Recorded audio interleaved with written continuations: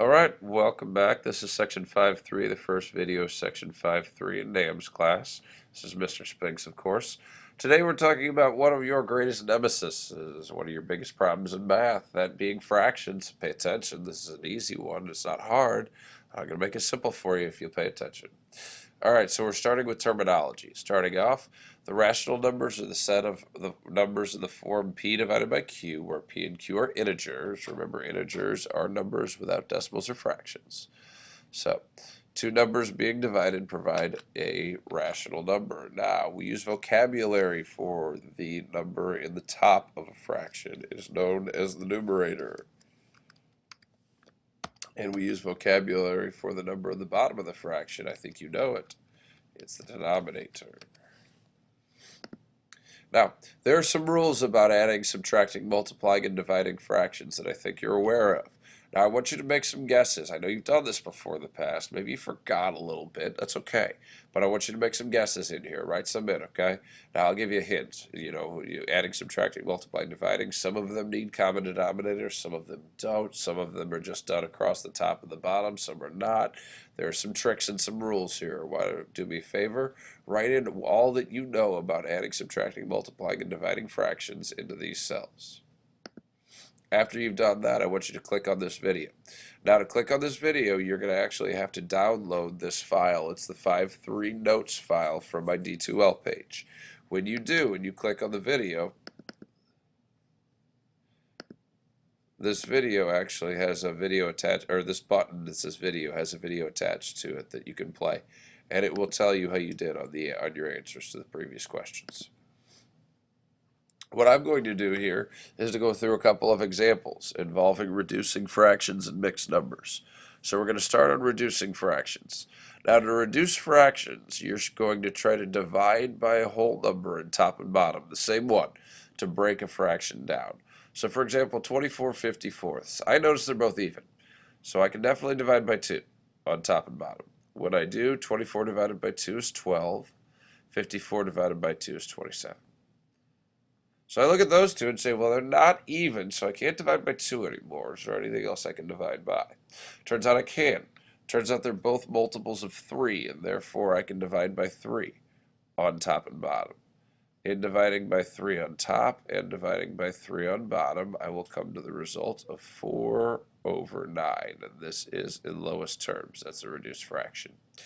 Now, some of you may be noting, well, hold on, I can get that answer a little faster. Well, yeah. You can go about it multiple ways, but if you divide by the largest number that goes into both first, it will make it a lot quicker. For example, if I divided by 6 in top and bottom, just to start, I would have gotten directly to 4/9. So, obviously, reduction can be made a little easier, but it's not hard. You can go slowly if you need to. 4/9 is the answer either way. Over here, 95 over 125. To get this one, we are going to divide by 5. I notice they're both multiples of 5. So I'll divide by 5 on top and bottom. 95 divided by 5 is 19. 125 divided by 5 is 25. And it turns out 19 over 25 is as low as it goes because 19 is a prime number. That's how we reduce, guys. We also need to know how to write mixed numbers. This is a tougher one for people, but I got a little trick. I'll see if it works for you. First thing I do is I see how many times the denominator can go into the numerator. And this works anytime you have an improper fraction or the numerator, the top number is bigger. So I look, I say, how many 5s go into 42? Well, going into 42, I can get 8 5s to go into 42.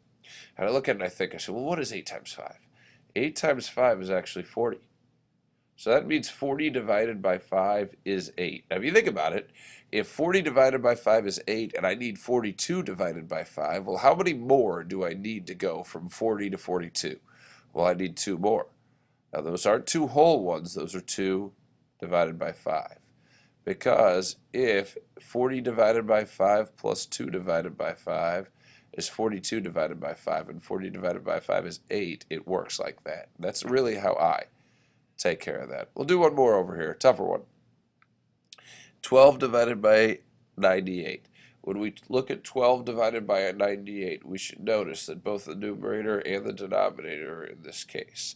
Notice the numerator is bigger than the denominator, and therefore I have to break it out to a mixed number. In breaking it out to a mixed number in this case, I'm going to realize that I can get 8 12s into 98. That's because 8 times 12 is 96. Same game.